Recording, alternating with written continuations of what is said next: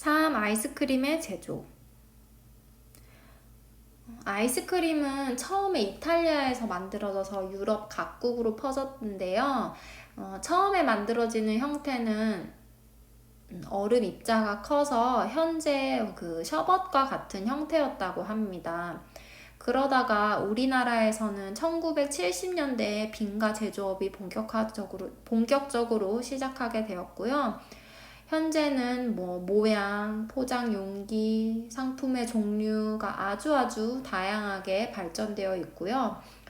아이스크림 중에서 충분히 동결된 것, 즉 좀 딱딱한 그러한 형태로 되어 있는 것은 하드 아이스크림이라고 하고요.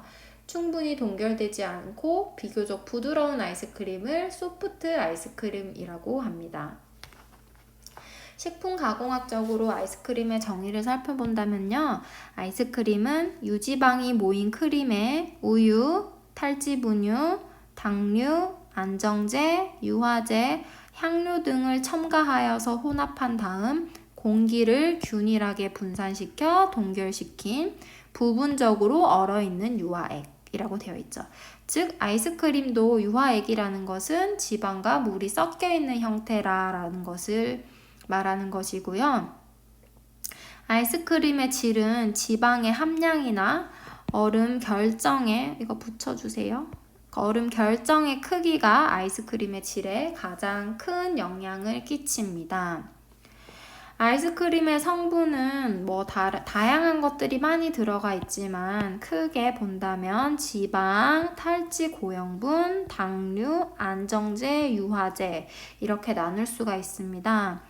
지방 같은 경우에는 맛을 좌우하는 가장 중요한 인자인데요.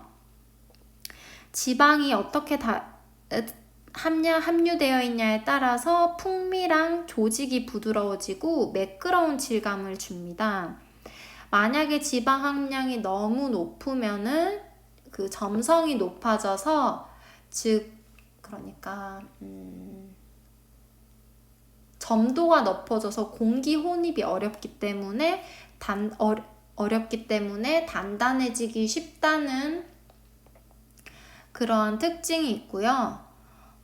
따라서 따라서 지방이 너무 많다고 해서도 좋은 아이스크림이 아니고요. 보통 프리미엄 아이스크림이나 고급 아이스크림이다 하는 거는 한 14% 정도? 14% 정도의 지방 함량을 가지고 있다고 합니다. 보통은 10% 정도라고 해요. 이 정도 14% 정도 가지고 있으면은 조금 더 매끄러운 질감과 또 고급스러운 풍미를 가질 수 있다는 특징이 있지만 지방이 많아지면 여러분 어떻죠? 그렇죠. 열량이 높아진다는 단점이 있습니다. 탈지 고형분 같은 경우에는 유 단백질을 그러니까 수분을 흡수해서 팽창해서 유 단백질의 한 종류로 수분을 흡수해서 팽창시키기 때문에 부피를 증가시키고 또 친수성과 소수성이 잘 섞이게 하는 유화제 역할을 하게 하는 것이 바로 이 탈지 고형분인데요. 탈지 고형분 같은 경우에는 유화제 역할을 하기 때문에 혼입된 공기방울을 작고 고르고 부드럽게 분포시키는 역할을 합니다. 하지만 이 탈지 고형분이 너무 많아지게 되면은 유당이 많아지기 때문에 결정이 생겨서 좀 식감 자체가 까슬까슬한 식감의 아이스크림이 된다는 단점이 있습니다. 너무 많을 경우에요. 부피 증가, 유화제 역할. 당류 같은 경우에는 당연히 단맛을 주는 역할을 하고요. 어는 점을 낮추기 때문에 아이스크림이 단단한 고체가 되지 않고 부드럽게 하는 역할을 합니다. 보통 사용하는 것은 이 15%의 설탕을 사용하지만 설탕 이외에도 여기 나와 있는 콘시럽, 꿀, 포도당, 과당 등을 사용할 수가 있습니다.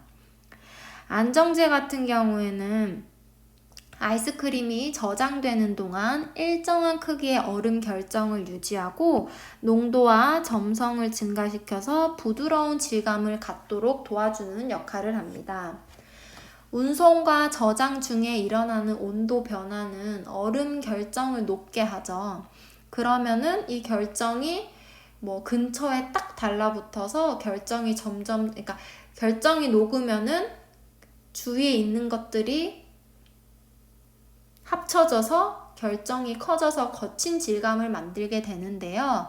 안정제는 녹은 액체를 안정제가 다시 흡수해서 결정이 커지는 것을 막는 역할을 합니다. 주로 안정제로 쓰이는 것은 젤라틴, 구아검, 카라기난 검, 펙틴 이런 것들이 있습니다. 나중에 아이스크림을 마트에서 사서 뒤에 영양 표시를 보면은 검 종류들이 있어요. 이거는 안정제 역할을 하는 것들이 이런 것들이 들어가 있구나 라는 것을 알면 좋을 것 같습니다. 안정제는 주로 탄수화물 복합제가 많이 쓰인다고 합니다.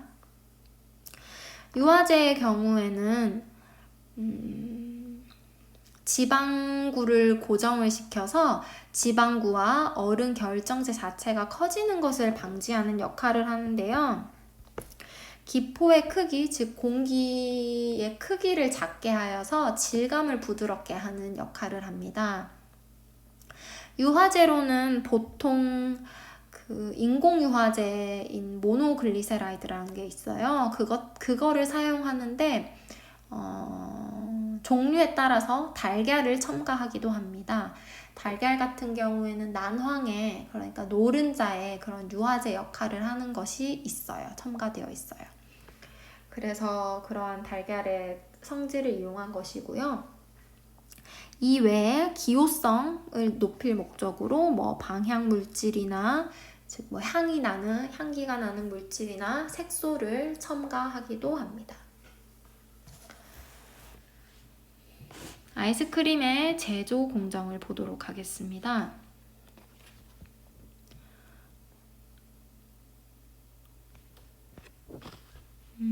아이스크림은 이렇게 보다시피 6가지의 제조 공정을 거치게 되는데요. 먼저 첫 번째로 믹스 제조입니다.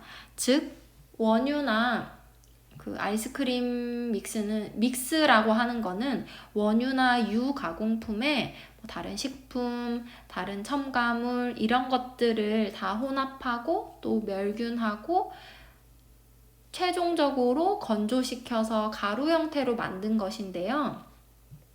여기다가 물을 넣어서 냉동을 시켜서 아이스크림류를 만드는 것이 첫 번째 단계입니다. 두 번째 단계는 이러한 믹스를 살균하는 것인데요.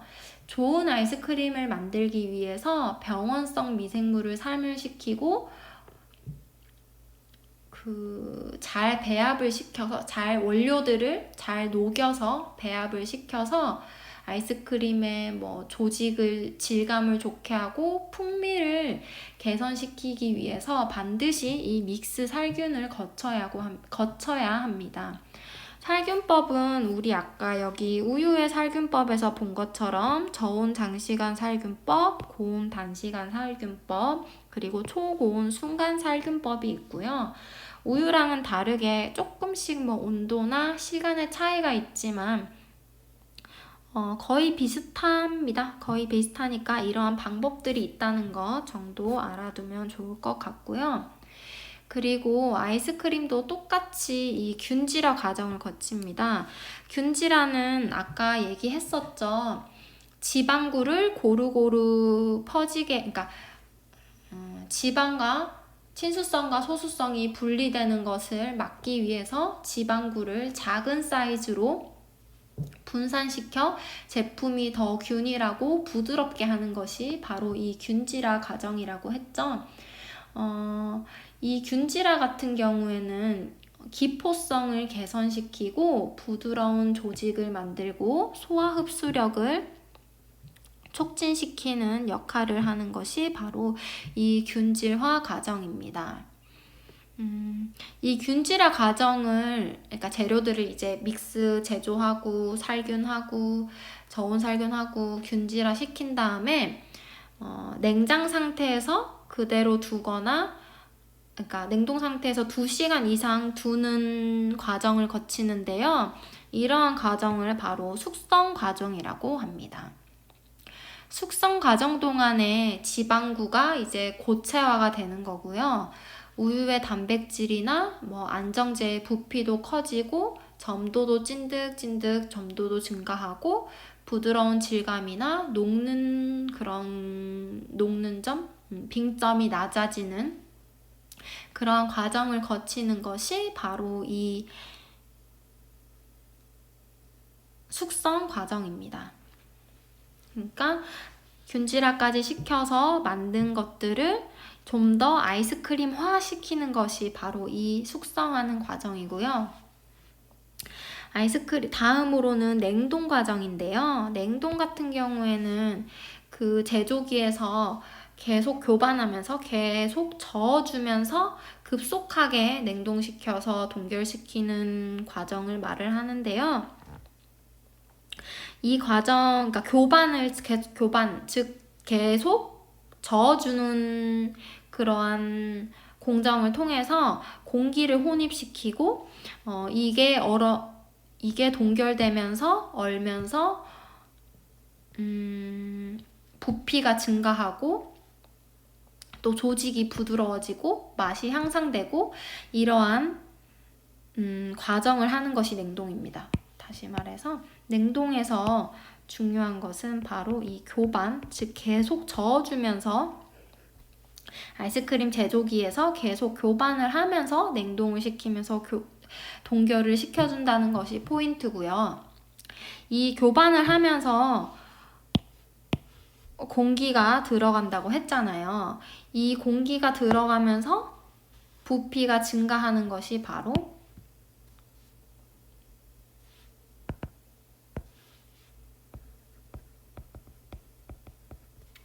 오버런입니다. 오버런이라고 하는 것은 즉 증량률이라고 하는 건데요. 책에 되어 있는 오버런이 조금 이해하기가 어려울 수도 있을 것 같아서 선생님이 따로 정리를 해보았는데 책의 거 말고 이렇게 알고 있도록 하세요. 오버런은 보통 백분율 %로 하고요. 즉 원래 부피에서 그러니까 냉동시키기 전의 부피에서 최종적으로 냉동시킨 아이스크림의 부피와 다시 얘기할게요. 냉동시키기 전 원래 아이스크림의 부피를 냉동시킨 후에 아이스크림의 부피에서 냉동시키기 전 원래 부피를 뺀 것의 백분율을 말하는 것입니다. 즉 얼마가 증가했냐, 교반을 통해서 얼마나 증가가 했냐는 것을 알아보는 증가율이 바로 오버런인 거고요. 이 바람직한 오버런은 보통 70에서 100% 정도가 적당하고 너무 이게 만약에 낮게 되면은 조직이 단단하게 되고요. 이 70에서 100%보다 너무 높아지게 되면은 공기가 많아져서 가벼운 느낌이 납니다. 따라서 바람직한 오버런은 이 70에서 100%를 지켜주는 것이 가장 바람직한 오버런이 되었다고 할 수 있습니다. 이 냉동 과정을 거친 아이스크림은 마지막으로 포장 및 경화의 공정을 거치게 되는데요. 포장이 완료된 아이스크림은 마이너스 18도씨 이하에서 가능하면 마이너스 26도의 경화실로 옮겨서 냉동을 시켜서 좀 더 단단하게 만들고요. 이렇게 단단하게 된 아이스크림은 온도보다 약간 높은 그러니까 경화실의 온도보다 약간 높은 곳에서 1, 2주간 저장이 됩니다. 그래서 최종적으로 유통이 되는 것이 바로 이 아이스크림의 제조 공정이고요. 이 아이스크림은 빙과류에 속하잖아요, 여러분들. 빙과류에는 아이스크림 외에 셔벗, 아까 말한 셔벗도 있고요. 그리고 셔벗은 우유나 유제품은 조금만 넣고 당이랑 과즙, 달걀 흰자, 향료 이런 것을 넣어서 얼린 걸로 조금 얼음 결정이 큰 특징을 가지고 있는 것이 있어요. 그리고 이 셔벗도 있고요. 얼린 요구르트도 보통 이 얼린 요구르트도 이 빙과류에 속한다고 할 수 있고요. 그리고 아이스 캔디도 이 빙과류의 한 종류라고 할 수 있습니다. 우리는 빙과류의 한 종류 중에서 대표적으로 아이스크림의 제조 공정에 대해서 살펴보았습니다.